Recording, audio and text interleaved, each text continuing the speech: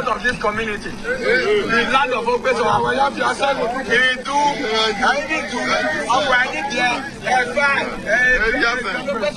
anybody, man or woman, when they send colos or anything for this Opeso, the way no man come out, that the asset of this community.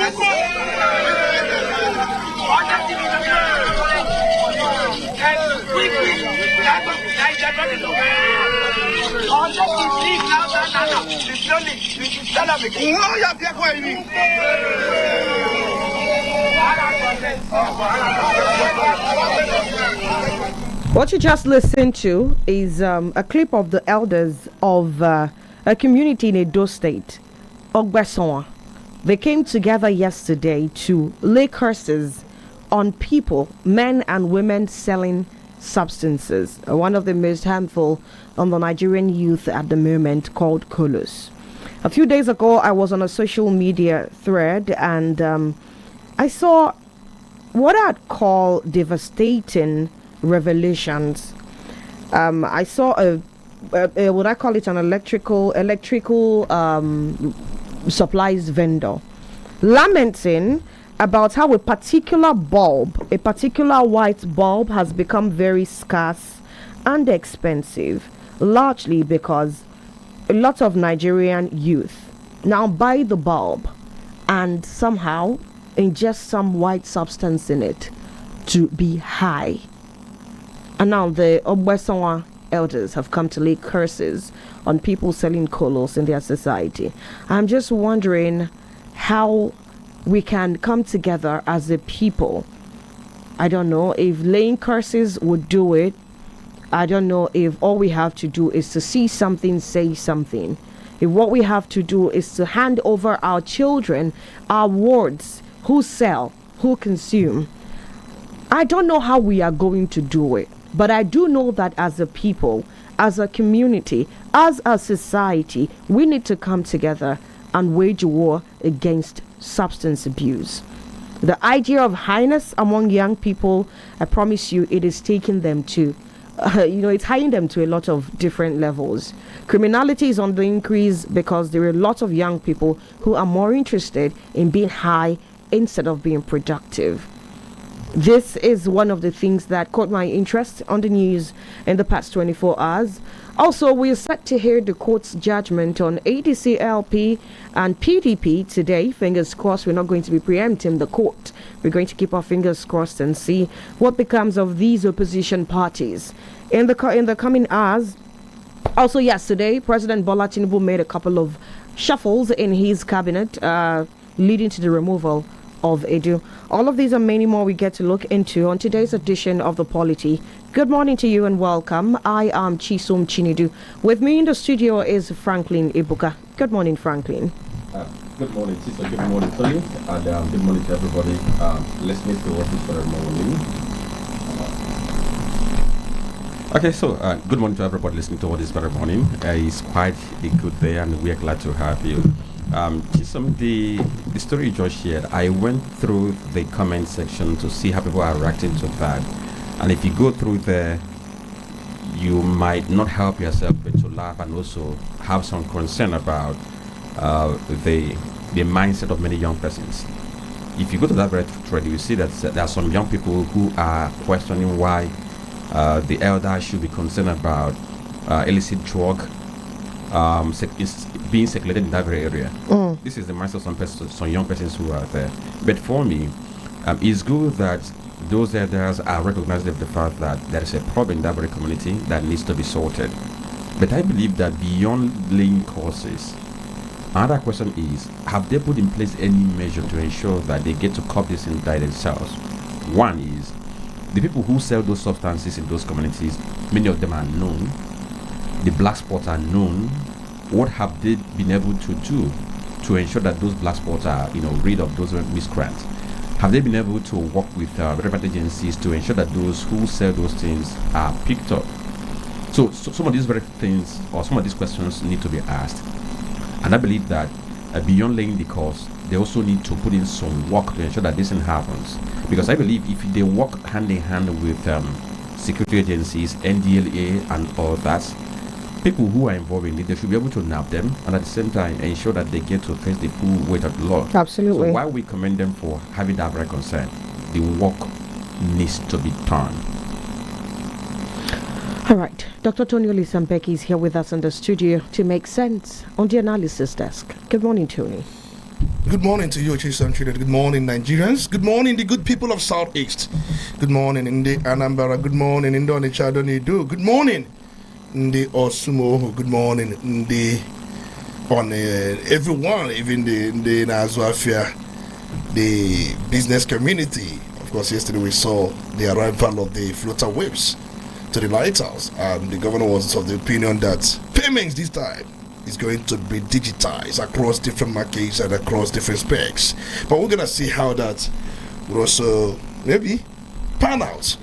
Welcome everybody. Welcome teachers. In fact, someone was telling me you've not been acknowledging the nurses, those who are providing humanitarian care and then care, as you may have them, that they have been doing wonderfully well and underpaid as well. That when we say that teachers are underpaid, somebody is also asking, what about nurses? That underpayment of teachers is just little compared to, or not just anything compared to nurses who would do all manner of jobs, day and night. Sometimes they sleep at the hospital, and teachers do not sleep at the classrooms. Somebody was making such comparisons. So, but then we must also acknowledge the nurses. So I'm doing that now for the complaints. Maybe it's not that we keep our mind, but we usually grade them under professionals. But they are caregivers anyway. What about doctors, lab scientists, and so many of them, the physiotherapists? There are so many of them. We grade them under caregivers and those who render essential and professional services. But somebody says do not acknowledge lawyers because they have not, for one reason, they have not been able to hold government to account. And a lot of things are happening. I heard that a magistrate was arrested and assaulted in Lagos. And all that MBA could do is to issue statement and petition. I was marveled. What would they do? Would they go to fight? Definitely, they have to file suits against any organ of government that instituted that. The police that got themselves involved in arresting a magistrate, they should have done something, but they must take the consent of the magistrate to institute action against the person in court. Why they are doing that? They have to really stage in-house protest. There are a lot of things they should. In fact, I really remember a lot of things. Ganife with me during the time he was a member of Nigerian Bar Association. Do you remember the MBS at that time? There are a lot of things that would not happen. The MBA we have here now is just to issue press statement, write petition, and make media appearance, and that's all. That's just that. But that's by the way. And somebody said that we should acknowledge lawyers. Of course, we have many good ones among them. They are our friends and all that. So let's leave it at that. We acknowledge everybody. We thank God Almighty for His grace, for His mercy, for His love, for all He has been doing for us. For another day like this, another miracle. We are back in the sanctuary. We are back in the altar of the Most High to do our evangelical work, because we are missionaries. We are here doing our evangelical works. So we are on a mission anyway. So we are here to do what we do our best to do. Just sit back and enjoy the program. We're gonna just tell you the raw truths and nothing but the truth. Absolutely. We're going to start by telling you what the front pages of the papers say, and from there we dive into the conversation proper. On our desk this morning we have the Punch, we have the Vanguard, we have the Guardian, and The Nation. And starting with The Nation newspaper, Oyedele replaces Ejun as Minister of Finance. Ex-minister lists achievements. President nominates Dama to take over from dropped Housing Minister Dangiwa. FCCPC, Lagos agency sign MOU to protect consumers in real estate transportation. Page 4. Prime Minister Adelabu set to quit cabinet for your governorship bid. Page 2. Tinubu pledges more support for states. Enugu leaders at Villa on page 3. NCDC activates COVID-19 response measures. China's down with virus. Interesting. That's on page 3. Are we having a resurgence of COVID? Are we having COVID 25 now? What exactly is this about? Silva, ex-general, others charged with coup plotting. 13-count charge filed. Find this on page 3 of the Nation newspaper. Okay, so let's look at the headlines we have on the Sun newspaper. Sorry, not Sun, the Punch newspaper. Beside the nameplate, the story there says Oyo 2027. Adelabu may resign after Tinubu meeting. The story is on page 2. And the story is saying that he might resign today or before the end of the week. And that he had discussions with Mr. President yesterday, and he gave his blessings for him to go ahead and resign. PDP crisis, court moves against Anyanwu INEC chair. The story is on page 29.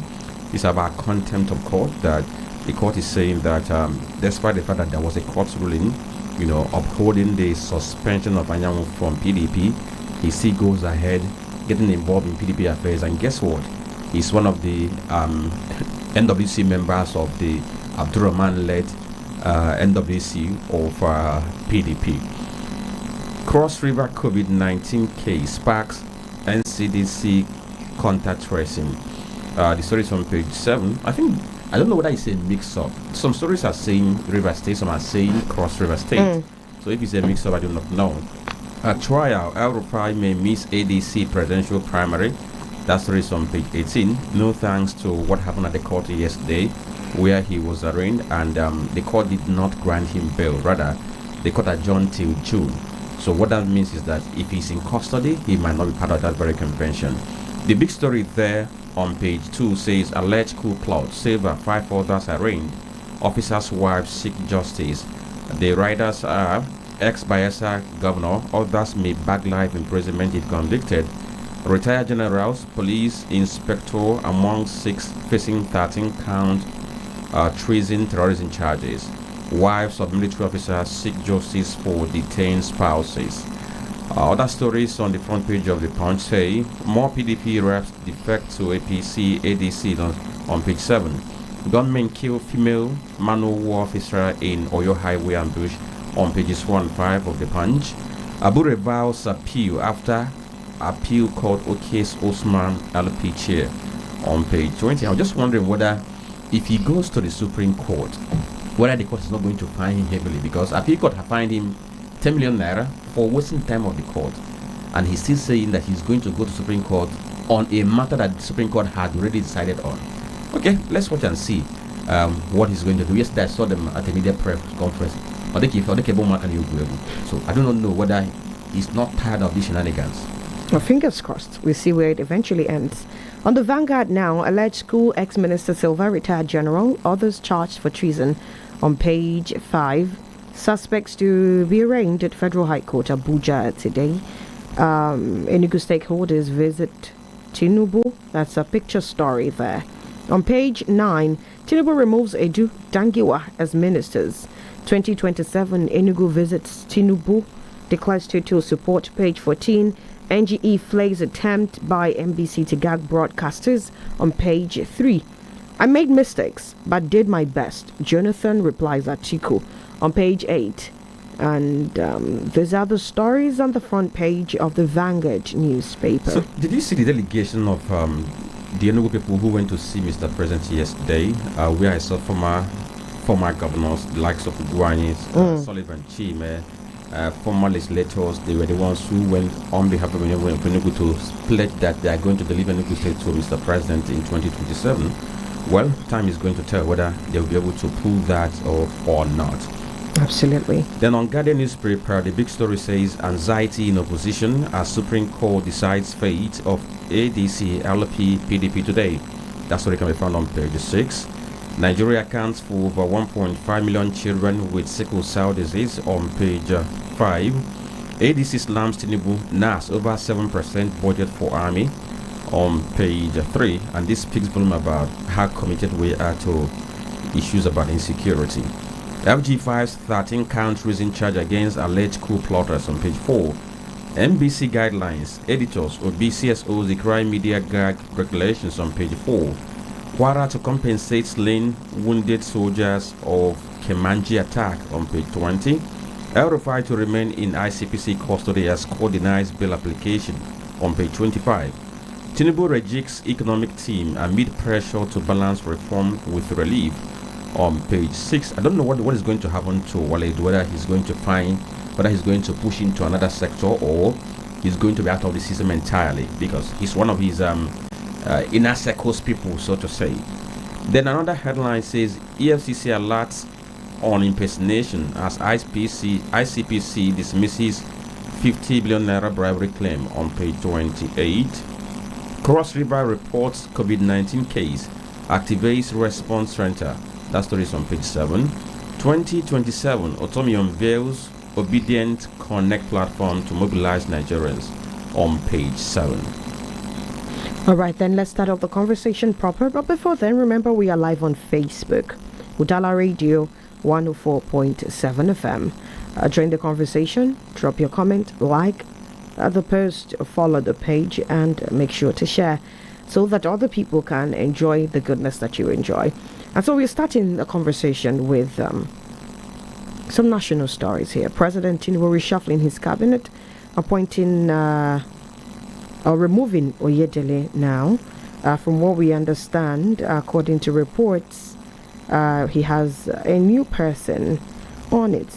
According to the report now, President Bola Tinubu has approved a cabinet reshuffle affecting changes in the membership of the Federal Executive Council with the exit of 2 ministers and the appointment of replacements. The decision conveyed in a memo signed by the Secretary to the Government of the Federation, SGF, George Akome, directed the immediate redeployment of portfolios to strengthen governance delivery. According to the statement, Mr. Wale Edu has been relieved of his duties as Finance Minister and Coordinating Minister of the Economy under the reshuffle. He is to hand over to Mr. Taiwo Oyedele, who has now been elevated to the position from his previous role as Minister of State in the ministry. Also, the Ministry of Housing and Urban Development, Architect Ahmed Musa Dangiwa, is to exit the cabinet, with the President naming Dr. Mutaha Rabe Dama as ministerial nominee and minister designate for the ministry. And so, Tony, the questions have been around the persons that left, any underlying message, and the persons now put in charge. Are they square pegs in square holes, or are we going to be recycling the same idea of having square pegs in round holes? Well, everybody knows Taiwo Oyedele. He's the one who has been elevated, and we have spoken about him the last time we did make some statement analysis about his appointment as the Minister of State Finance. I remember we spoke exceedingly about him, where you asked the question whether he is qualified, and I said he is eminently qualified. If you talk about Taiwo Oyedele, he's an economist, tax expert, and public policy specialist. I'm aware that he's former African tax leader at PwC, PricewaterhouseCoopers, and chairman of the Presidential Committee on Fiscal Policy and Tax Reforms. We know very well that he has done quite a lot. He's 50 years. He's a young man. He was born sometime around June 1975. So he'll be 51 by 18th of June this year. I'm aware that he went to Yaba College of Technology. From there he went to Oxford Brookes University and has held different executive programs. And also had executive programs too. Well, the man he replaced, Wale Edu. Wale Edu, we know very well, is an investment banker, economist, politician. But before now, we know that he was in Lagos as Commissioner for Finance during the time of President Bola Ahmed Tinubu as the governor of that very state. But many Nigerians are of the view that we have seen the way the president wants to run the economy. Of course, he trusts his people. That's their forte in the area of finance and money and capital markets. Wale Edun, Taiwo Oyedele, from the same southwest region. Now, before we go into regional affinities here, Tony, I asked the first question. Wale Edun was there from August 21st, 2023 to April 2026. Looking at almost 3 years of being in charge of the Ministry of Finance, was he a square peg in a square hole? That's the first question. And Oyedele coming up to replace him, is he a better fit? Because regardless of where they come from, the first question in the mind of every Nigerian is, how is this going to make the Nigerian economy better? Well, Wale Edun, we know very well, he has been there. If you ask me why Mr. President may relieve him, could be because of his age and his health. There was a time it was reported that he had a health challenge and he went outside the country, and that was why Mr. President appointed Taiwo. Taiwo was appointed to assist Wale Edun. Not that Wale Edun is incapacitated in terms of technical know-how or what he's doing or based on performance. Probably Mr. President relieved him for him to take care of his health. That is just that. But if you ask me if it's just a square peg or the square hole, for Mr. President, he holds him in a high esteem. Yes. Because if you look at what Mr. President described Wale Edun, because he has worked even at the World Bank on economic programs, Wale Edun. Over 40 years experience in finance and economics. And I know very well that he was one of the co-founder of investment banking and trust company that stands Big IBTC. He's one of the co-founders. I'm also aware that he founded Chapel Hill Denham investment firm. He has spent his years in banking and finance. That's Wale Edun. And if you ask, maybe what has he been able to achieve as a minister since Mr. President appointed him? Remember very well that he served as the Lagos State Commissioner for Finance from 1999 to 2004. Because when we talked about the IGR of Lagos State expanding, because he helped Lagos move from low internally generated revenue to stronger tax-based system. I know the kind of budgeting strategies and budgeting formats introduced in Lagos State, and also the foundation for Lagos economic growth. He did a lot of things. But if you talk about his role as minister, I remember there was a time Dave Umai complained that Wale Edun was delaying fund releases to execute certain projects, capital projects. And even when he was asked during the screening why were some projects not executed, he said that Mr. President has made approval, but Wale Edun, for some reasons, he scrutinizes, he goes deeper, he tried to find the value for whatever kobo that is being released. And many ministers are not happy with that. Yes, many ministers. In fact, as he's leaving, likes of Dave Umai will be happy that Wale Edun is leaving.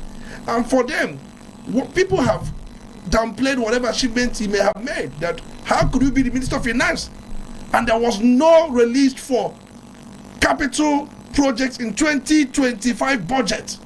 What's happened? Remember, as Minister of Finance, he is the one that coordinates the fiscal policy of government. Then the governor of central bank coordinates the monetary policy. And you need both monetary policy and fiscal policy to turn around the economy. But the truth remains, when you talk about fiscal policy, you're talking about expenditures, revenue generation, transactions, and all that. Whether they are well prioritized, whether they are placed where they should be, whether they are being agendaed the way they should. These are things he has been coordinating, and most times whoever that becomes the Minister of Economy, Minister of Finance becomes the coordinating minister. We've not had a better Minister of Finance and coordinating Minister of Economy since Ngozi Okonjo-Iweala left. Okay, Tony, let me come in here.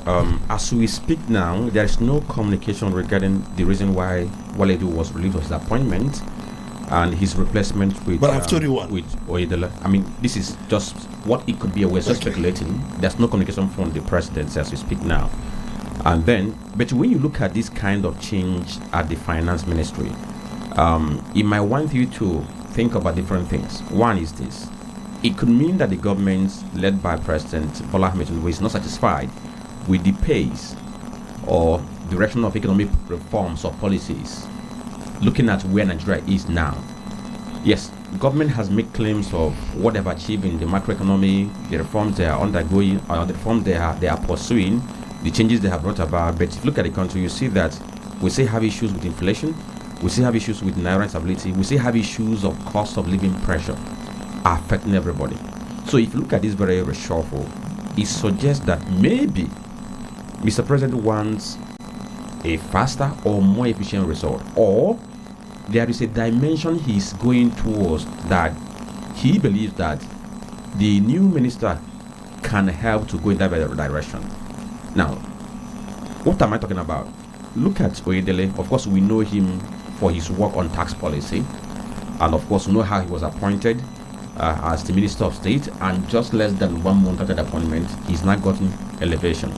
So, are we looking at a new dimension that Mr. President is going towards? So the first question would be, what could be that thing that Mr. President is looking toward that made him to make this very change, even as we are approaching the election? That's number one. Then number two is the fact that if you look at Udala, this is appointment. Does it mean that the government led by President Bola Ahmed Tinubu is working towards having more emphasis on tax system overhaul, whereby he wants to dwell more on revenue-driven reforms, other than the macroeconomic things we've been so much dwelling on? So you can go. Well, just like you asked, what could be the reason? If you ask me, I have said it all, that one of the reasons could be, the major principal reason could be the health challenge we once spotted that Wale Edun was actually facing. Then the second reason could be that he may not work compatibly with the Minister of State, because Minister of State is more younger, and this is somebody who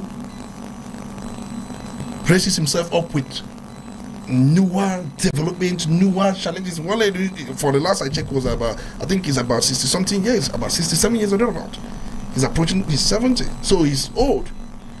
Taiwo Udala. Do you think age would really be it? I mean, how old is Mr. President himself? No, I think the issue is this. It depends on the assignment. Because Mr. President could be maybe as old as we may think. We've seen the comments and reactions and how the country is faring. He could bring a lot of younger ones around him to do those jobs. But as a minister, you have to take up such responsibility. You have to take up the task. But the point I'm trying to make is this. A lot of things are changing in the world. There are so many softwares in area of finance, management, account. These things are turning up, and you must, brace yourself up with some of these things. And you're being a tax expert, somebody who has worked with PricewaterhouseCoopers, and just like I said, what they do has been in investment banking and finance. He has over 40 years of experience. Of course, I mentioned some of the investment firms he was able to co-found. So these are the things. But for me, the principal reason could be the two of them, can they work? Because one is more energetic, one has fire in him, but the other one could be slow. And I have said it many times, likes of Dave who might complain bitterly about how some of these things funds have been released. And if you look at the economy, no matter how you try to appraise it, one thing stands out, and that is, why didn't we fund capital components of the budget of 2025? We understand that if you look at our debt, Mr. President, since he assumed presidency, of course, he's assumed the role and function of the President of the Federal Republic of Nigeria, we've been able to borrow close to 60 trillion naira. That's what he has borrowed. And now, he has also been able to pay off some of our debts, burdens and everything. Because if you look at it, just like I explained the last time, not all. Yeah, not all, because he cannot pay all like that. He inherited about 110 trillion as the debt, public debt. When we talk about public debt, we mean both the one borrowed by the federal government and the one by the state. But we know the major chunk of it mostly comes from the federal government. And Mr. President, if you look at it, apart from this newer one, he has been able to, 115 trillion, and he has been able to push it down to 113. If he has not been paying off some of these debt burdens, he couldn't have pushed it down, even why the one he borrowed too. But some have been arguing that probably he borrowed to pay back debt. I don't know how true that is. The point I'm trying to make is, look at our exchange rates. The last I checked, the exchange rate yesterday, was around 1,350 naira or something like that. But the issue of subsidy removal management, these things were in the hands of Waledu. Where did we plow the money we made from subsidy removal? Waledu will tell you that the money from subsidy was put into the consolidated revenue posts of the country, and that's more reason governors have more funds to work, more funds to function. That some of these flyovers, roads, bridges, schools, smart schools that governors execute at different states, these are as a result of subsidy removal. That the federal government has also been executing works. That if you look at different parts of the country, there are a lot of works going on in terms of road infrastructure, bridges, and other infrastructural projects going around the country. That's what he would tell you. That if you look at those we are owing before now, our multinationals who are doing business in Nigeria, they are being owed a lot of foreign exchange dollars because they cannot repatriate their funds. They do business in Naira, but they need to also get the money back in dollars to get them to their respective countries. That CBN has not been able to do that. But through his fiscal policies, that has been solved. For me, it is neither here nor here. The point remains that we have not been able to fare better under Waledu. And Mr. President has brought Taiwo Oyedele more visible, more friendly, more social, communicates on daily basis, more accessible, more available. That's Taiwo Oyedele. He has appointed him. Let's see what is going to happen, because we must change the narratives. We can't continue the way we are. We cannot. We need something extraordinary. We need to, because Mr. President talked about building a 1 trillion economy. And I have looked at it and I said, this must be a joke. What is our GDP? Last we checked, our GDP last we checked was around $180 billion. Have we made any improvement or any increase to the GDP as inherited by Mr. President? Mr. President is talking about $1 trillion GDP. And you have not made a step out from the 200 billion horizon. And we are dreaming $1 trillion. So is that how we are going to go? Taiwo could be the man to drive that, but I expect extraordinary things from him. It's not going to be tax alone, because Taiwo is a tax expert. His own is to tax all the taxable. So Tony, Okay. Tony, sorry. Let's talk about this thing too. Do you see this bringing a kind of policy uncertainty? Because you know the way economy works. Once there's any kind of change in appointment or policy, of course, investors, manufacturers, everybody, they look out for these things. Now that we have a new person who is going to lead the Ministry of Finance, who is going to coordinate the economy, of course, people might be on the lookout to know what is going to happen next, whether we are going to have change in policy. I will give you an instance. As of March 3rd, 2026, that was when Mr. President nominated Oyedele as a minister designate, and he passed through the National Assembly and or the Senate, and he was confirmed. As of April 1st, when he was appointed Minister of State for the economy, the following day, federal government got to announce that it was going to reduce some import duties on certain line of goods, giving you policy direction that they're going. Exactly. And since that thing was done, we have seen some players in the economy, expressing mixed reaction about it, that this can affect all this very way, this can also affect all this very way. So now that we have this very person, what could be the implication of this very appointment? Are we going to have uncertainty in the policy direction that might put the economy on a waiting level for some time before we now know the direction that the government is going? Well, we're going to see the economy being jump-started, because I know that Taiwo Oyedele will find ways to jump-start the economy. And we have many capitals that are trapped. Because investors are not bringing out their capitals to invest because of uncertainties in the economy, in a lot of things. There is lack of confidence. Investors do not have confidence in the economy. So Taiwo's role is to restore that confidence.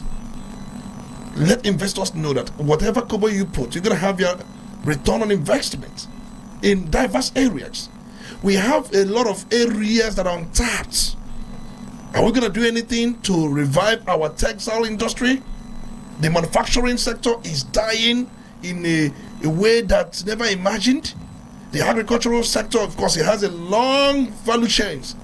Agro-allied, a lot of things are not happening. Investors are afraid to put in their money. Can that change under Taiwo Oyedele? Is another thing, because if you look at it, what they're doing is more conservative in managing the economy. He's not a high risk taker. He doesn't like to take risks because he's so concerned that what will be this. And you can't turn around things if you're not a high risk taker. You must take risk. Taiwo is a high risk taker. That's the difference. Because he believes that things cannot continue this way. You can't keep on being conservative in a way that things are stalled. Static. It cannot continue.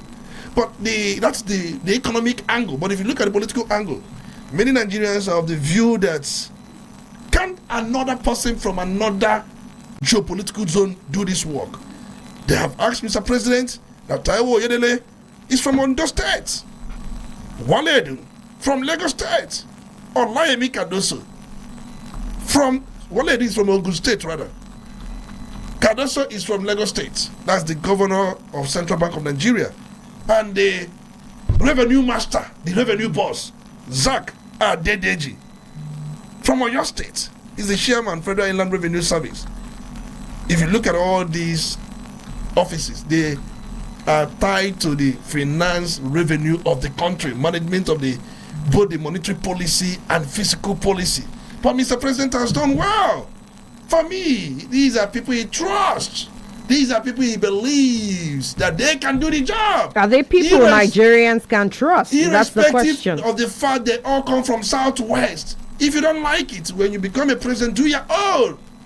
If you don't like the way he appointed his people to manage the economy, to project the economy to a $1 trillion economy, he doesn't want sabotage. If you don't like it, by the time any of your person becomes the president, he can do his own. But and policy continuity, what does this do to it? But if you talk about policy, did they continue anything from Buhari's administration? So what you're trying to say is that we're about to go for another round overhaul. That is just that for them. Buhari administration policies never worked.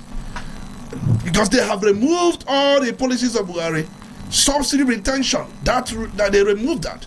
And ban on certain... Would you really say subsidy retention? Last I checked, the year Buhari handed over, the budget did not contain anything for subsidy. And I remember a person in his cabinet, a name I cannot drop at the moment, also did say that they had already planned to remove subsidy. They were just waiting for the election to be fought and won. If you look at all the times under Buhari, we had subsidy. Most of these things were not contained in the budget. NNPC Limited was doing under recovery. That's the name they gave it. Quite interesting. That was what they were doing. So you cannot find it in the budget. That's why those things cannot be properly accounted for. They have removed all those things. That's according to the president. And then if you look at some of the ban on the importation of rice, toothpick, poultry, dairy products, some of these things were banned in a way that you cannot access foreign exchange to bring them into the country. But the current administration seems to have been reversing some of these policies, because for them, it has not helped the country, and it has caused inflation to a level that is unimaginable. Are we going to see inflation going down under Taiwo? Yeah, because under Wale, the inflation was so high. But he tried as much as possible to bring it down from 40-something% down to 20-something%. Last was around 15-point-something%. But can they still work on that to bring it to a single-digit inflation?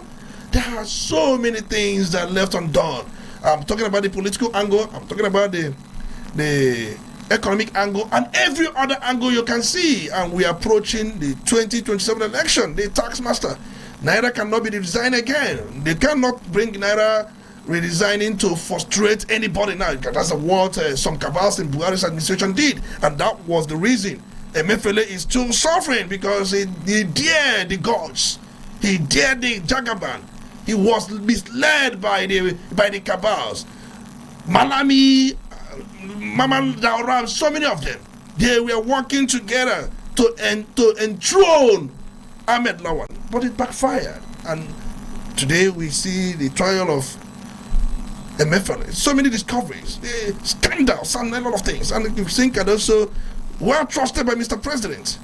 It's a case of trust, even when people are saying that if you look at the extra codes, of course, some of the things he appropriated for himself, for their movement, for the operations, how they travel around the country, that it was so high compared to Emefiele's time. But Mr. President is okay with it, in as much as getting result. But the result is something debatable anyway. Let's take a break now. When we come back, we go take a look at the persons who've been charged for treason, and of course Silva, Timothy Silva precisely, is still AWOL. We'll get a look at all of that in a bit. Keep it locked. You're listening to Udala Radio 104.7 FM. Seriously authentic.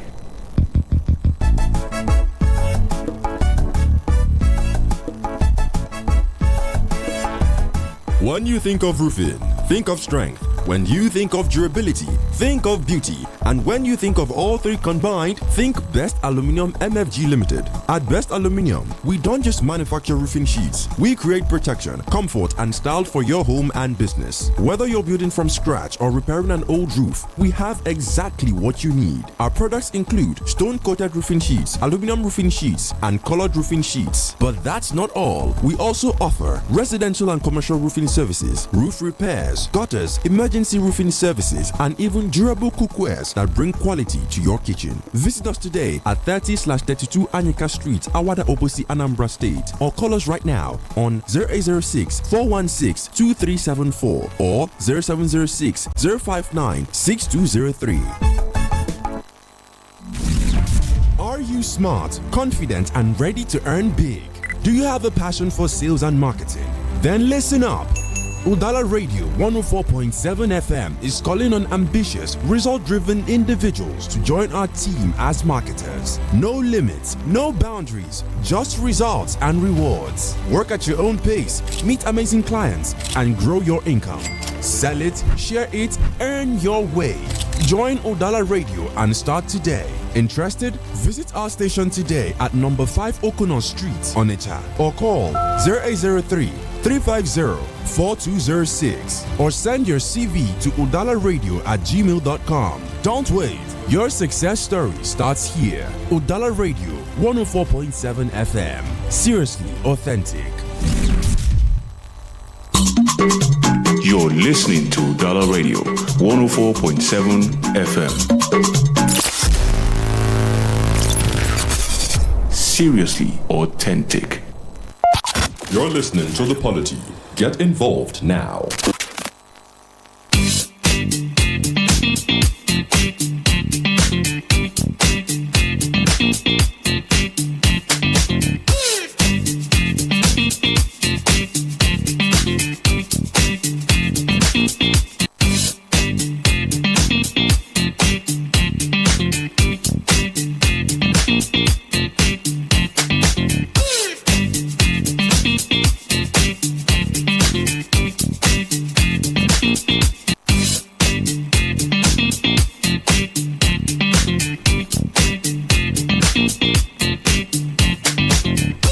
And so, from denying the coup attempt, the federal government has finally charged and named some people.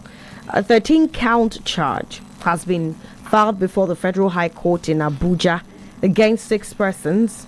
That include 2 retired senior military officers, a serving police inspector, and their names are retired Major General Mohammed Ghana, retired Naval Captain Erasmus Victor, Inspector Ahmed Ibrahim, Zekeri Umoru, Bukar Agoni, and Abdul Kadri Sani.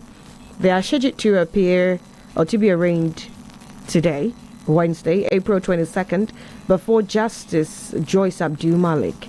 Also listed in the charge but said to be at large is a former Ministry of State for Petroleum Resources, Timipre Silva.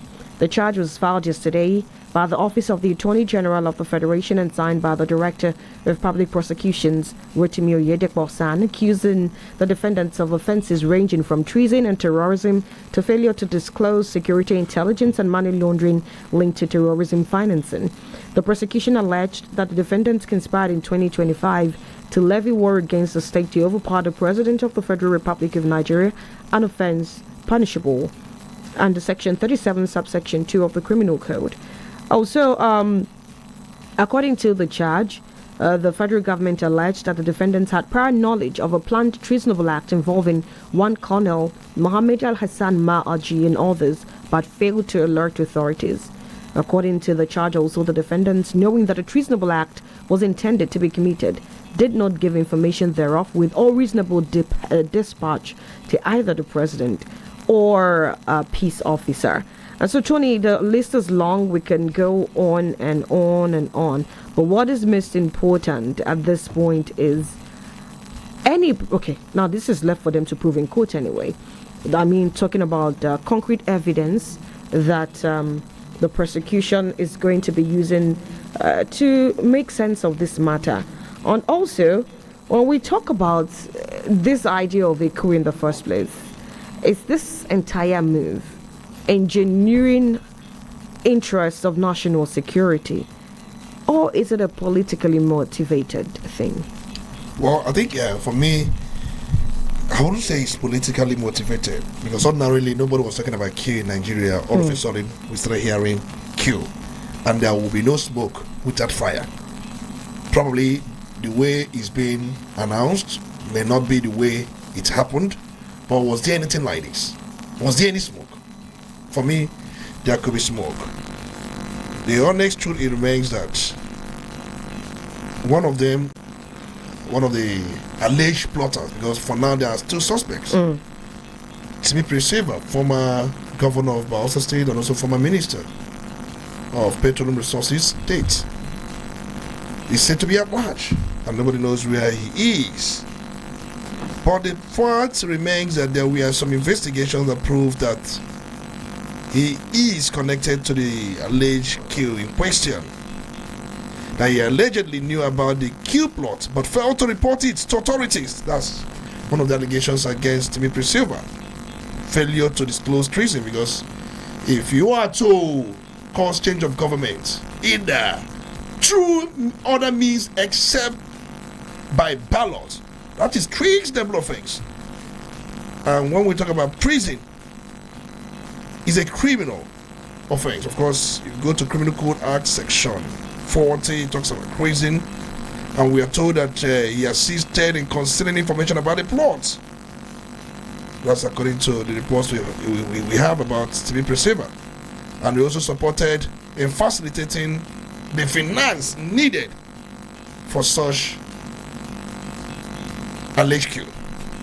Well, we see how this will pan out. Just like you said, they must be able to prove this beyond all reasonable doubt. Not beyond reasonable doubt. Beyond all reasonable doubt. There are conversations, money withdrawals, money kept in any of the banks. Not just you make a withdrawal or kept money in a bank. It must be noted that the money, in fact, the intent for which the money will be used for will be well expressed, not expressed in a way that it will raise doubts. No, well expressed that it is for this. It's going to be a difficult one. It's going to be a difficult one to prove. No doubt, but the costs are there to entertain all sides, every side to the story. We must prove it beyond all reasonable doubt. The word there is all reasonable doubt. Otherwise, they will be set free. Their wives have been protesting that before now they were kept in detention, they were kept in solitude, they were kept in limbo. Many of them could not see the light of the day for days, as we were told. I was not there, but we were told that they were bad, they were tortured, they were denied food. So many things happened. They were leg chained, handcuffed, like rogues. A retired Major General. Of course, I think the retired Major General was a serving Major General before he was quickly retired. I don't know.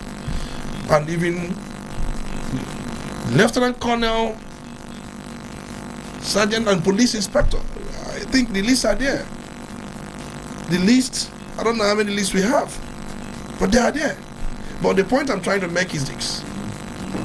We've seen coup in neighboring countries. The one that happened in Benin Republic was foiled by the Nigerian government. Nigerian government foiled that very coup. You remember the airplane that landed in Burkina Faso? There was a coup in Niger Republic as we speak today. They are under military rule. We have military coup across different parts of West African region, all of a sudden. And many people have been hailing the military coup as the way to go. But how far? Because there were those that were saying if you go to these countries that are doing this, how far? Those countries are suffering, my brother. And I've said it many times that the worst civilian government is better than the best military government. What do you tell me? Don't you know what is freedom is all about? Freedom means everything. That's one thing you get under the request. No matter how it's twisted, you could be detained, you could be arrested, you could be, but they are, in the case of military, you'll be kept in the dungeon. Go and ask Oladipo Dia, Olusegun Obasanjo, even Yaradua, not Umaru Musa Yaradua, Shehu Musa Yaradua. Go and ask, these people were kept there. Likes of Emeka Anyoko came pleading for their sake.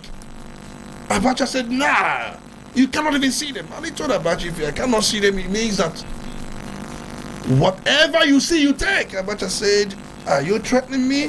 Whatever you, if I can't see Oladipo Dia, Olaruwanju, and many of them, whatever you see, you take. That was what Emeka Anyoko dropped Abacha, because at that point, he was the Secretary General of the Commonwealth. Abacha said, you know what?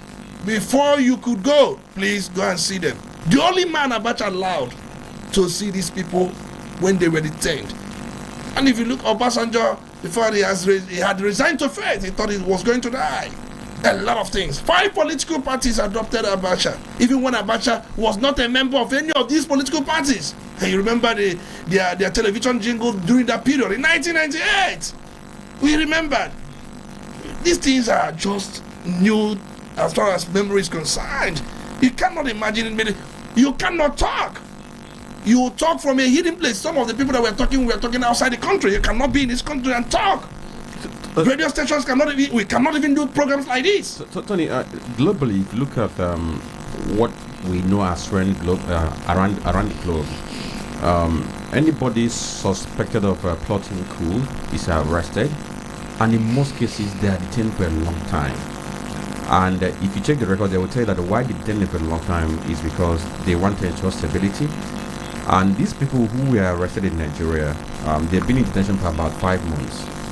It was last year that they were arrested and detained. You know, since then I know the likes of what's the name again, Femi Falana, they've been asking that these people should be charged so that we get to know what they did. But in the midst of all these things, you will still see that globally it is advocated that detainees should be charged promptly. That's number one. The number two is that they should give in a fair hearing, you know, or fair trial within a reasonable time. Now, 2 things I want to point out here is this. We have serving military persons or personnel and also retired military personnel. Now, these 2 category of persons or category of suspects, are they going to be charged to regular court? Or those who are still serving, they have to be court-martialed first before taking them to the regular court. Then for Timi Silva, who has been at large, so to say, he has not been arrested. We know of when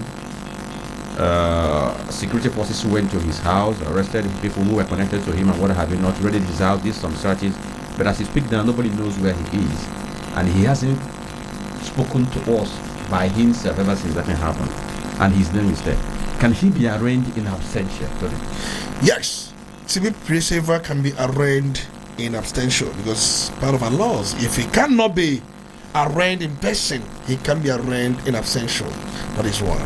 And you ask the question, those who are serving, if you are serving, first you have to go to military courts. If you are under military service, your first point of call will be under military court, unless you are either expelled, retired, or sacked from the military. Then the civilian court comes into play. Because if you look at these people, they have been retired. That's why they are appearing before civil courts. But if they are still serving, they will have to appear before a military court. A military court is a court martial. That's the case. And now, well, I don't know why we cannot be able to trace where Timmy Silva is, because if he's in any of the countries being suspected, repatriation becomes the key. He has to be repatriated here in Nigeria to face trial. But why this year they have not been able to repatriate her was because she has her own trial to face in United Kingdom. There were offenses committed under their jurisdiction. Of course, they cannot let go of somebody they are trying to face trial. Yeah, there's any cases besides the point. We are hoping that Tim Silva doesn't have any shield because of any political affiliations. But I'm also wondering, officers, the wives of these officers rather, have led a call for justice. And I am curious to find out, why is this call for justice? Is it a case of them not trusting the judicial system? They felt that the whole thing is wish hunt. That's their feeling, that's their thoughts. That there are those who work with the husband who may have set trap for them to fall in.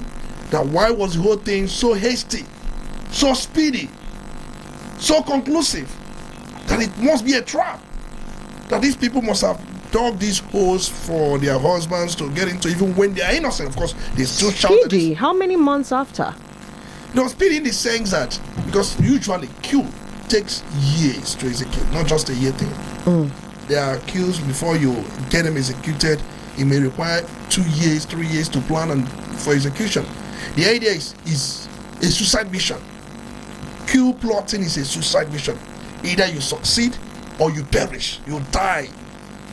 Go and ask likes of Delegiwa, Gideon Oka, what they experience. Of course, if you look at that Oka queue, as we spoke, member research, we were told that one of the key sponsors of that queue, I was told, allegedly, Great Obo, as we speak, he's still a politician today.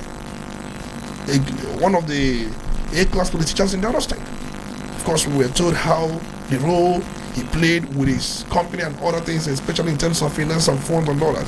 But that's by the way. It's not about the penalty, the punishment for queue plotting is death. That is a capital punishment.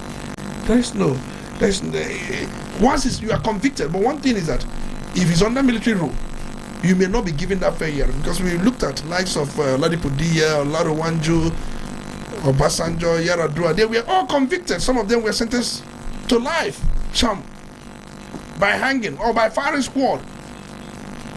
I recall very well that the head of that court martial was Lieutenant General Victor Malo, the one that tried Oladipo. And before you know it, they were all convicted. And many of us were like, how? But they were tapes anyway. Where they were nursing the ambition, nursing the plan to overthrow Abacha. Remember, Oladipo was the chief, or was the second man, chief of general staff, if you can recall that. Very fine man. He's late now, because immediately he was freed from detention, he vowed not to join politics in his life, because he saw hellfire while in detention. He saw his death. He's late. I think he was from Ijebu man, Oladipo, and a lot of them. Fine military man, if I could recall them, because some of these things are very, very fresh in my memory. We saw all these things, but the truth remains that, just like I said, queue plotting is a suicide mission. You dare not to think of it. It's either you succeed or you perish, like I said earlier on. For these people, they must be convicted. But under democratic rule, of course, the two punishments, if they are convicted, death or life sentence, awaits them if they are convicted. But their wives have said they are innocent. There are those who would want them out of the position for them to get whatever they want.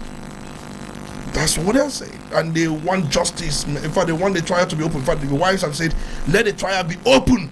And when somebody is adjudicating or making points or advocating for open trial, it means there must be something the person is saying that we are not seeing. It may be, but the truth remains that no king will want his kingdom divided. And no king will want his kingdom to be overtaken by anybody. Yeah, it's funny. If you look at the charges leveled against some of these very persons, some of them are dependent on Terrorism Prevention and the Prohibition Act of 2022 and the Money Laundering Prevention and Prohibition Act of 2022. So I do not know how all of these charges are going to align with the allegation of treason leveled against them. But like you said, since they will be charged to court, of course, when people who have brought the case go to court, we hope they'll be able to present the evidence to actually prove that these guys were involved in plotting coup. Exactly, just like I said earlier on, it's not about allegation. You can easily allege anything, and just like I said earlier on, it must be proven beyond all reasonable doubts, because, like we know under our laws, coup plotting is treated as treason or attempted treason. Any act aimed at overthrowing or undermining the lawful government is here in Criminal Code, Section 37, treason, Section 41, conspiracy to commit treason. And how coup plotting becomes treason? There must be intent, plan to overthrow government, and that intent must be proven with every available evidence. There must be agreement, working with others to get this thing done, and there must be overt facts. There will be meetings, recruitment, funding, logistics. Once these things are proven, once these things have been established, my brother, it's either treason or attempted treason, because the punishments for treason, that is life imprisonment or death penalty. A plan to overthrow a government, that's a coup plot. Treason, crime of trying to overthrow government. That's where we will leave this for now. Let the court do their work. Okay. And Tony, yesterday reports emerged about the Big Ten Coalition launching the Obedient Connect, a digital civic engagement platform aimed at mobilizing Nigerians within the country and in the diaspora ahead of the 2027 general elections. At the unveiling yesterday, the coalition founder, Professor Patti Tommy, said the initiative was created to channel citizens' enthusiasm into organized democratic participation. I take that again. To channel citizens' enthusiasm into organized democratic participation. According to him, the platform comes at a critical period for Nigeria, citing concerns over insecurity, poverty, institutional weakness, and controversies surrounding the 2023 elections. And I am curious to find out the conversations being had. Is this an evolution into more like a structured opposition, or the kind of digital activism that doesn't convert in the field on election day? Just like Patti Tommy aims to convert the online exuberance of obedience into a more structured political movement. There is difference between exuberance and structure. Exuberance is more like, I want this, we want this. That's exuberance. Structure is how we can get this, how we can have this, what we have to do to get it, to have it. That's structure, how we go about it. Exuberance is just a wish. You keep wishing this could be that. So for now, the obedience, they don't have structure, they're not organized. Of course, it's not about holding meetings, because I've known very well that some of them that usually gather at different hotels in Asaba, they have merriment, they chant, they dance, they do a lot of things. And some men there will also use that opportunity to collect numbers from women. They will even leave the whole thing that brought them together. But Pat Otomi is trying to change that narration. Because for him, it's not about being vocal online. If you open the phone lines, they will be the first to call. They will insult the hell out of you. They will blast you. They will run abuse on you. If you open any online channel, make a post, they will attack you, they will mob you. Pat Otomi is saying these things cannot equate to votes at the polling unit. No amount of attacks, insults, abuse will translate to votes at the polling unit. Because if you do all those things, you keep doing them. And nothing changes. That's where Pat Otomi is coming from. Trying to see if he can turn around the whole thing. To structure them. Put them in a... But then, how many of them are committed? How many of them were able to bring out a time? Most of these politicians, let me tell you this thing. If... I'm not talking about rented crowd. There are those that are all for rent. Anytime you are making or having any function, you can rent them. All they care is pay them their money. But let's look at parties that have structure. We can use Anambra State for instance, like ABGA. If ABGA is having an event, their structure will make everything seamless. You see people, they will leave their business, they will leave everything, they will congregate, they will do that. They will work. But if, let's say, Labour or ADC may be doing something, most of these people cannot leave their businesses. They cannot leave their works. They are supporters in spirits. They are not supporters. That's why sometimes if they make this noise, some people tell them that. Tony, are you saying that obedience have not learned their lesson from 2023? Because 2023, the exuberance was there, the energy was there, the sacrifice was there, the donations were there. But what they lacked at the final moment was that strategy to ensure that they get to have presence at every polling unit, protect their vote, and be able to translate the energy into real-time participation. Yeah. So are you saying that from the experience of 2023, that obedience have not learned from that experience and they are not planning to ensure that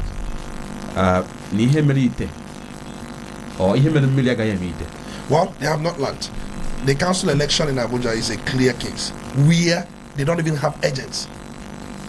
You say you are in ADC because of their principal, and it was discovered that in some polling units in FCT, you don't have agents. Well, platforms like what Utomi has put together help to mitigate this.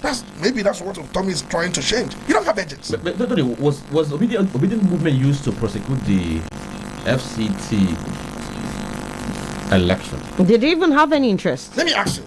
Your principal canvassed for votes. He went there. He campaigned for these candidates. That is because if you ask, obedient movement will tell you we are not interested in what their principal does. All they care is to enthrone him as the president. Now, okay, for obedient movement, if you watch the obedient movement, that movement is not actually involved in the political ambition of any other person. Outside, that is what I understand. But some persons actually rode on that horse in 2023. Because Obi was on the ballot. He was on the ballot. Now, the issue is this. You are not that political structure because it cannot just be one thing, just that. It's not a straight jacket thing. Do you know what is political activity? So that's the question. Do you trust what Utomi has? Because Utomi works closely with Obi in 2023. And I'd like to believe that Obi is aware that this was put in place. So do you think that this is going to answer all of the questions? He may not. Okay. I have a doubt. Because it's not about releasing money. When you call for contribution, they will fund. It's not about funding alone. Physical presence matters. Let me say this. Don't be surprised, unless probably there is a strong alliance. How many of them will be able to go to Zamfara State, go to Sokoto, go to Gombe, Kebbi, live there to ensure that polling booths there are manned? How many of them are? Do they need to? Of course, because they might have people. They should have people there. No. That is when you have a balance structure. Because if you look at the movement, many Northerners are not part of the movement. The movement is majorly the southern part. Let's be real. I'm not saying there are no Northerners. That's not what I'm saying. If you are to probably categorize the movement, it's almost 90% Southerners and probably 10% Northerners. And for the fact that Northerners are small, you need to go to North to take up responsibility because they cannot measure up in that areas. There are few there. How many of them are able to do that? So I have my doubt. I've expressed my doubt. They can say whatever they want to say, but the truth remains that's why sometimes you must win everywhere. It's not about winning. The idea is protecting your win. Can you protect your win? Can you fight for your win? Big question there. Don't you think that there is a possibility that things are going to change if eventually the permutations being put out there turn out to become reality? I'm talking about Obi Kwankwaso permutation, and as this speculation is ongoing, there is a movement that has been formed to push the ambition of Obi Rabi Kwankwaso, and that movement is domiciled in the north. So don't you think that with what is going on now, that the autonomy platform can as well collaborate with this platform to have that presence needed in the north? Until we see that, these things are still in the realms of speculation. We are talking about what we know now. We are not talking about what will come later. Okay. We are talking about what we know now and possibility of that thing you are talking about coming on board. And I'll say that doubt over the possibility. I doubt. That's what I said. Because I've looked at how these things work, the pattern. This thing is well and structurally patterned. And I have said it many times, if care is not taken, the votes, about 6 million votes the principal got in the last election may not be up to. If they do not do the nitty, there are so many things that you must do not online. Okay. Elections are not conducted online. We don't have online voting. Okay, let's take a break now. Attend to commercials. Before that, Tony, the visit, the Enugu State visit, Enugu State stakeholders visit to the Asovila yesterday. What do you make of it? Quickly. They want their own money. If you like now, we can form our own association and call it any name. Now, looking at the pedigree of the people who went there, is it just about money? What do you mean? Of course, these people, the Chimes of this world. I mean, former governors. Many of them are pensioners now. So, does that rip them of every shred of integrity? It's not about integrity. We're not talking about integrity. We are talking about political value. Of course, political value. Alliance doesn't mean that it's all about money. You can align with somebody without going out there for the money. Let me say this. Jagaban gives money. Sweet Jesus. Jagaban is a cheerful giver. Allegedly. Of course, we see him. The bullion van, we saw still being denied. He said it's his money. He never denied it. That's the president. It's his money. He never denied it. But the point I'm trying to make is this: the people in view, everybody's trying to score political points. If Jagaban wins, his reward system, what will you be rewarded for? Of course, you look at Ibazo, look at Ugwanye, and many of them. If not for the fact that we can pull them to work for Jagaban, they may have been forgotten by now. At many of them, I think their letter of credits have been accepted by their host countries. They are ambassadors. Their political journey or career seems to have been revived. And most of these people who are going to meet Jagaban, they also want their political careers to be revived. Sullivan probably would want something if Jagaban wins. And probably Dave Umai must have told him, you can see the whole thing from Ugwanye, Ibazo. He may mention some of these people and say, do you see where they are today? Come close, come together, let's do this. You have to get your reward that Jagaban rewards. And he will say he is a living testimony because he was rewarded. All right. Minister of Works, #1 ministerial position in the country, outside the Minister of Finance. We even forgot to mention the other minister that was changed, the one in charge of housing that was changed yesterday. Yes. I don't know. Do you think that it's all in the line of functionality or not? That one has no performance. There's nothing, no performance. So he deserves to be changed. He has to. All right, then. Let's take a break. Some commercials coming your way, and when we come back, we open up the phone lines. Don't touch your dial. It's still the Polity on Udala Radio 104.7 FM. You're listening to Dollar Radio 104.7 FM. Seriously authentic. For too long, realtors have walked alone. No structure, no protection, no unified voice. That era ends now. Welcome to the Realtors Summit 2026, a historic gathering that will redefine real estate in Anambra and Asaba. The Anambra Asaba Realtors Association, a platform for unity, influence, and collective power. And beyond that, a Realtors Welfare Initiative built to support you when it matters most. Strengthen your career and secure your future in the industry. At this summit, you'll discover smarter ways to close and scale, multiple income channels in real estate, and strategies that move you from hustle to ownership and authority. Featuring Dr. Tony Olisa Mbeki of Udala FM, Lovelin Chinenye Nana, Property Boss, and Mr. Jude Igwebike, IT Professional. Date 2nd May 2026. Time 11 a.m. Venue 5-star Restaurant Hall, Stock Exchange, Onitsha. This is not for everyone, but for realtors who are ready to rise. For inquiries, call 0803-276-0653. This summit is free, powered by Nebek Real Estate Limited. It's green.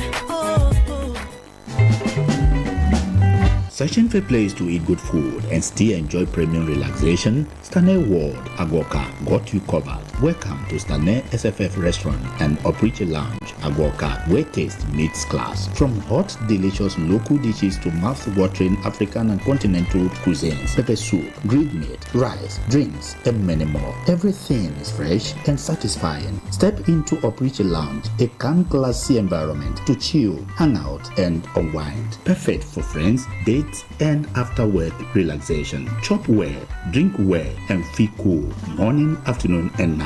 Stanley SFF Restaurant and Operator Lounge, a haven for good food, great vibes, top security, and steady comfort. For further inquiry, call 0814-565-6920 or 0813-855-8009.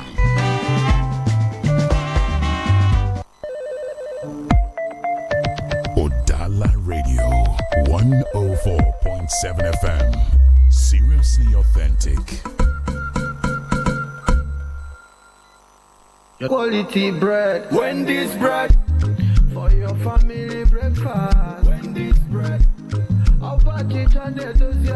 Wendy's bread. Mama, papa, they like Wendy's bread. Wendy's bread. Even children, they like Wendy's bread. Wendy's bread. Wendy's bread. You get it better, tasty, we go sweet your belly. Wendy's bread. Wendy's Wendy's bread, tasty bread. You can contact us on our official address, 2nd Business Park, Enugu Road, GRA, beside Onitsha, Anambra State. We also have another branch at St. Michael Plaza at Tandy Road. Also contact us on 070-1149-1571. Wendy's bread, your tasty bread. Wendy's bread. I see you winning. Here comes C Plus Multi-Services. At C Plus Multi-Services, we help you register your business, company, clubs, ministry, NGOs, and also get your tax identification number, TIN, get your tax clearance certificate, get your SCUML certificate, get your Export Council certificate. Additionally, print your posters and flyers and other graphics works at affordable price. We also register your business in US and UK and secure your employer identification number, EIN, to open your business PayPal account with us. We are located at number 116B Bida Road, Odabu, Onitsha, or call us on 070-6086-0759. Again, 070-6086-0759, or WhatsApp us on 081-3474-0562. C Plus Multi-Services. Call on us today. Are you smart, confident, and ready to earn big? Do you have a passion for sales and marketing? Then listen up. Udala Radio 104.7 FM is calling on ambitious, result-driven individuals to join our team as marketers. No limits, no boundaries, just results and rewards. Work at your own pace, meet amazing clients, and grow your income. Sell it, share it, earn your way. Join Udala Radio and start today. Interested? Visit our station today at number 5 Okono Street, Onitsha, or call 0803 350 4206 or send your CV to udalaradio@gmail.com. Don't wait. Your success story starts here. Udala Radio 104.7 FM. Seriously authentic. Udala Radio 104.7 FM. You're listening to The Polity. Get involved now.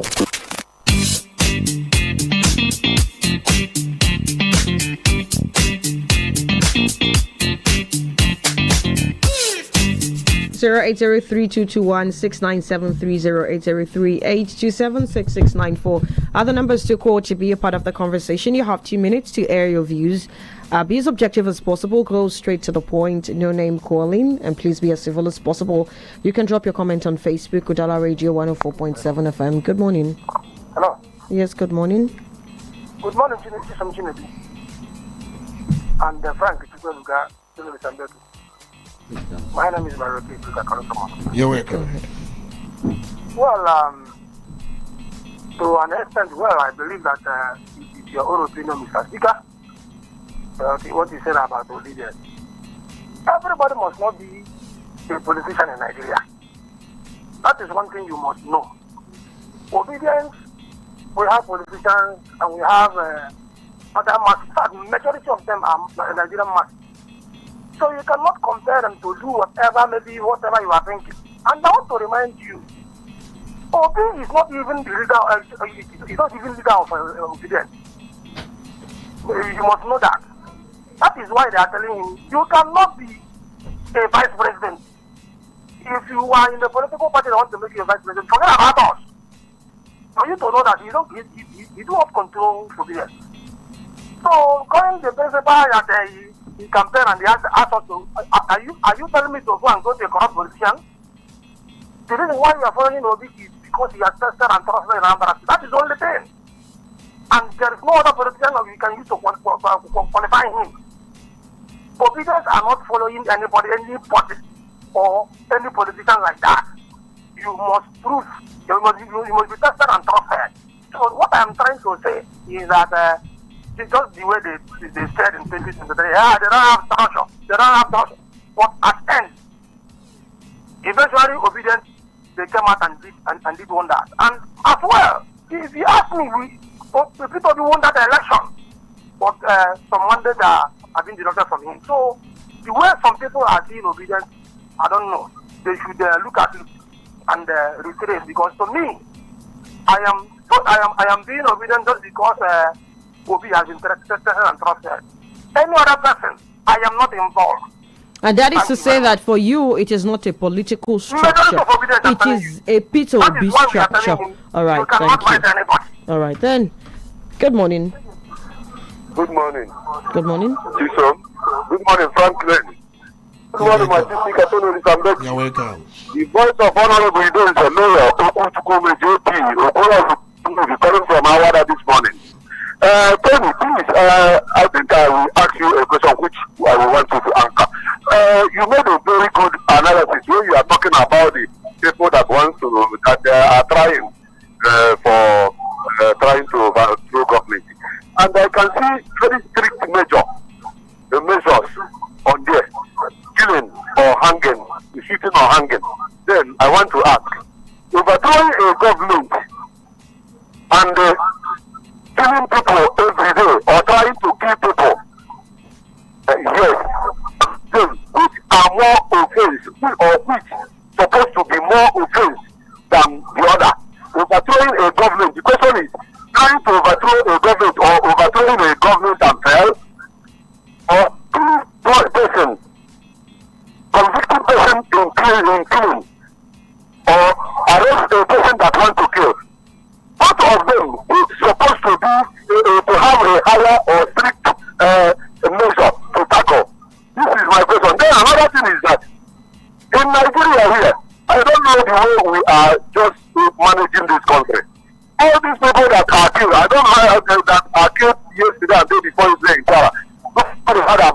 the news or what government is doing about them today in the news. And are going on to tell us about different things all together. So I can't understand, but please answer all these questions so that we know whether Nigeria will go forward or go back. Thank you. All right then. 0803-221-6973, You can drop your comment on Facebook as well. Good morning. Hello, good morning. Yeah, my name is George. I will ask you that I don't know whether you have been in obedient meetings before. I know that they are dancing and collecting numbers. Anyway, it is well. But all I need to say is that if obedient have his ticket for person, those guys that supporting those one person group will take care of the northern part of the vote. And the people down here will take care of the vote on this side. We don't know who win the last election. So we don't need to do like we don't even understand. That is why I always come here and I say that it's not everything is all about politics. When you say about politics, condemn what is wrong first. The other day tell me that when I would not understand what the meaning of someone is playing politics. All I'm after is that condemn what is wrong first. Yes, we know that we are playing politics. What that person do, does it right? Does it make it to the right? Because other people are doing it because they're politics. All I need to say is that people on the right foot, they are even supposed to protect my vote. Is that the way people are protecting their vote all over the world? Because Nigeria is corrupt. The system is not working. So we don't even need to be proud to be saying it. That I protect your vote. But protect whose vote? Is that what so they take my vote and I have to protect it so that who can go to the state? Because it's not good. So let us admit that part that country is not good. Any other thing will take place. Talking about we all know the crowd that is following. And all that you understand. Baba Ahmed is not like 1%. 1% has the culture down there. And if he come out, he tries to say that I think anything is going to give them the ticket. You will see what is going to happen. That's why not that FCC is a party to beat. They are doing that. And everywhere in the country. On the right side, we supposed to be discussing that Tinubu is going to come back in 2027. Everything is there for us to see. Good morning. All right. Good morning. 0803-221-6973. Good morning. Thank you. Good morning, Jesus. Good morning. Franklin, I'm Mr. Speaker Tony Beckley. You're welcome. This is Monday Johnson. I'm calling in this morning from Udala. Go ahead, please. I think structure is like a building that houses so many things. In structure, you can find exuberance. In structure, you can find go-getters and strategies. Structure is just like a building. You cannot differentiate structure from exuberance because right in structure you find exuberance. I think ADC, in as much I will agree that ADC is making so much noise, obedience. Of course, obedience is a structure in ADC now, just like we have quite a number of structures that are in ADC. So, in obedience, they are very much online, making quite a number of noises. I will not deny that fact. But there are certain things that cannot be revealed. Those things that cannot be revealed are meant for those who are inside. So nobody can conclude based on what you are seeing in social media. Well, all I'm saying this morning is this. As far as 2027 is concerned, ADC and all her structures are strategizing. And there are things that cannot be revealed to the appointed time. Good morning. Good morning. Don't forget to go over to Facebook and drop your comment to Udala Radio 104.7 FM 0803-221-6973 0803-827-6694. Good morning. Good morning. Good morning. Hello. Good morning. My name is Barrister Chief Ogwebana, American Journey. Issue of Omega Affairs about reasonable and money. Hello? Go on, we are listening. You might need to reconnect. 0803-221-6973, 0803-827-6694. Yes, good morning.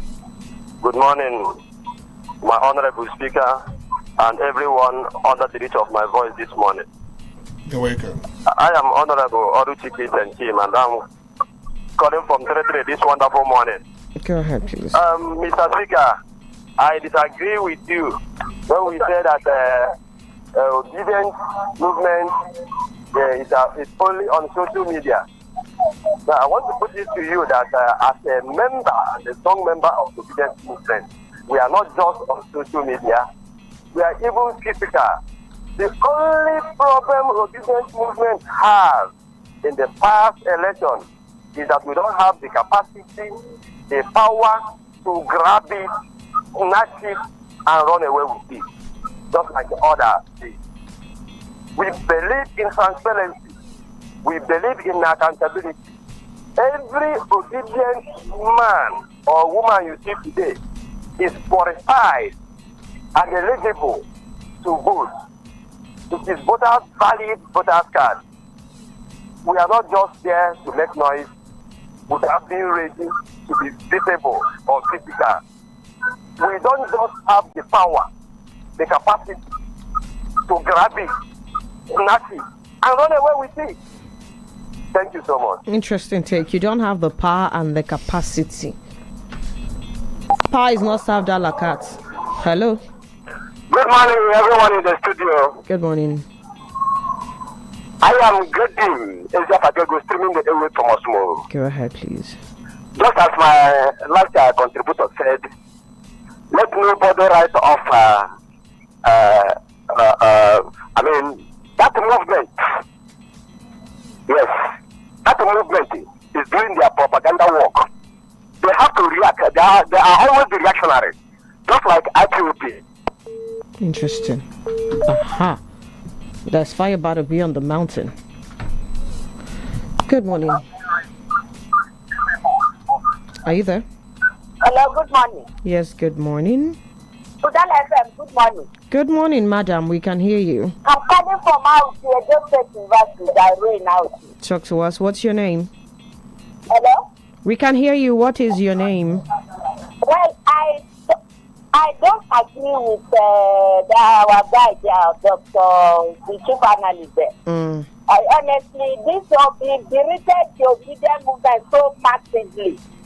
Well, permit me to say, I think I'm beginning to see him as maybe APC front or maybe Soludoga, I don't know.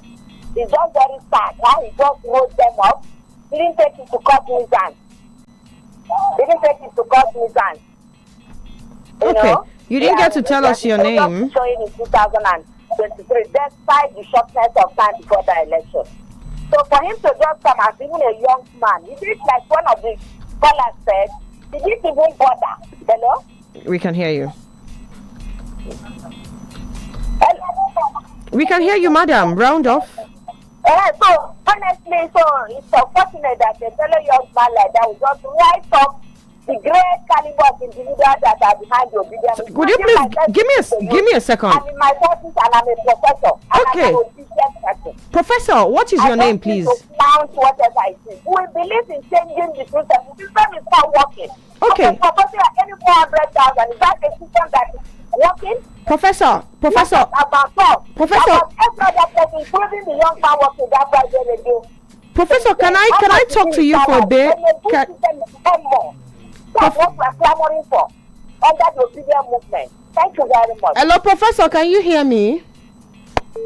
Okay, you might want to pause a bit. You're engaging us and we should fairly be allowed to engage you. If my memory serves me right, what Tony is talking about is the feasibility of the structure of the obedient movement. And Franklin did point out something from the last election. How do you float a movement and the bulk of polling units in the country, you do not have agents. The people, give me a second, Tony. The people that are riding on this horse, representing this movement, I mean, you don't really necessarily need to be a hardcore politician to serve as an agent for a movement at this point now that you claim to be backing up, especially where the bulk of the people have agreed that on that election day and in subsequent elections, it's not about the platform, it's about the person. And so to back this person, you do not necessarily need to be a hardcore politician to volunteer and say, I will serve as an agent to make sure that the votes here are accounted for and protected. That is all he said in a layman's term. Tony, you get your shot to react at the end of the show. You get your shot to answer all of the questions. No, not question. I want just to make a comment. All right, go ahead, please, in a second. It's just like MAGA. In the US, you have MAGA. That is the structure of Donald Trump's. And you see how they move around their own operations. Come on in. Turn down the volume on your radio set, would you please? Thank you. Yeah, good morning. Good morning. Yeah, my name is Mr. Chikeze. Talk to us. You have a minute. There's something I want to point out. Okay. The problem is that we are seeing this project of changing this government as a P2B's project. We should not see it as a personal project to P2B. This country is drifting. And if something urgent is not done, for the next 4 years, if this administration should continue for the next 4 years, I'm afraid for this nation. So I'm expecting the whole Nigerians to see this project as their project. Let us know, it's not all about P2B. I'm from Anambra State. And that man, P2B, you see what is happening to El-Rufai. There is nothing this government has not done to find a fault with P2B, the way he ruled Anambra State for 8 years. But they couldn't find any fault to nail him. This government does not want any opposition. They have done everything, done all the searches to get this man. They couldn't find anything. Look, that Nigeria, if Nigerians lose this opportunity, sorry will be their name. It's not about P2B. Let Nigerians see this as the only way out, and then sacrifice whatever they can to rescue power from these people. Thank you. Your time is shortly up. Let's go to Facebook quickly. Okay, so on our Facebook page we have this one from Obi Beke, the smiling agent, saying great job. And then Obina Williams Rampasino Carter says, okay, he differs with Tony. He says Tony thinks that Abga has structural more than obedience because they spend state resources to gather people, and he's saying that when it comes to Obi, Tony is vocal when it comes to Obi. Okay, then Iko Okam, thank you for following. Ike from Oka Road says, okay, Tony loves Soludo and Tinubu. Come next year, all of us in this nation will suffer unless something miraculous happens. Okay, Jennifer Sunday says Nigeria is going to be better very soon, so let everybody keep praying for the president. He's the father of all Nigeria. Tete Patrick says, okay, I think he's saying that he lost his voter card and he's asking how he can get a new one, and he's also asking whether registration has started. Tete Patrick, I think this thing has been on for a long time. So you have to go and register if you actually want to register. Dr. Misimo Rebra from Owere says Nigerians have lost faith in the survival of democracy because the expected benefits are a mirage. Since the people remain the center and circumference of democracy, denying the same people voice on matters of mutual interest amounts to catastrophe. And Dan Dollars from Awado Bosi, that's Daniel Obona, says sometimes I wonder what really we want as Nigerians. Okay, So he hasn't Tony, okay, who is the principal you are referring to? So I think that should be the summary of his post. And then King Joseph. Okay, thank you for posting. So these are the reactions on our page. All right, Tony, your final words, please. Well, let me make some reactions. Quickly, Because, we are totally out of time. There are a lot of things people, say that I think I want to just, state one or two things. Obedient movement we have in Nigeria is just like MAGA in United States of America. MAGA is built around Donald Trump. Obedient movement is built around P2B, and both of them, they are just movements. But that's by the way. When you tell somebody the way he is, he tells you, you hate me, you don't like me for telling me the way I am. It's a problem. The idea of telling you the way you are is probably to see if you can add to what you have or possibly make a change. Many of us lost the idea. Why we suddenly started talking about obedient movement? Because Party Tommy is trying to do something. Exactly what we are criticizing that Party Tommy want to change. Is Party Tommy not an obedient man? But he sees what I'm seeing. That's why he has started these things, platform this, that, trying to make it to be on ground. Why is he doing that if everything is okay? He saw what I also saw. Both of us saw the same thing. But he's a member. I'm not a member. He decided to do what he's doing, to change the narration. Telling somebody the way he is not a bad thing.